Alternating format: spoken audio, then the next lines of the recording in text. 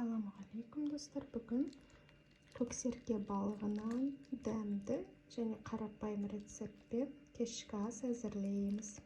Бірінші жуып тұздап қояйық. Балықты тұздап бұрыштап 20-25 минутқа қойып қойдым.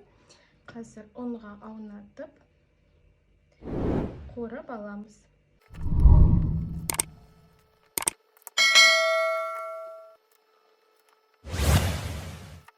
Картопты өзіңізге ұнаған формамен турап, балықты қуырып алған соң бөлек салып қуырасыздар.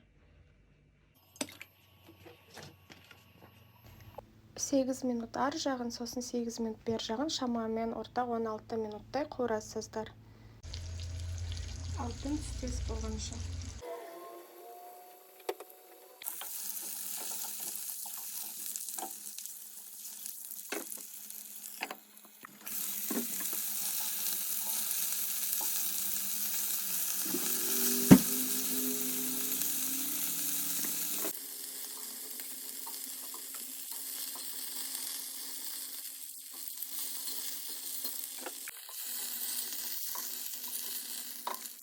Алтын түстес болып шыққан, міне әдемі.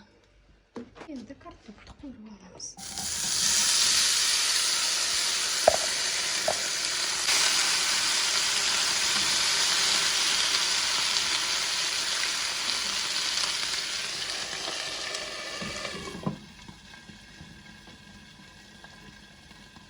Көксерке балығымыз дайын болды.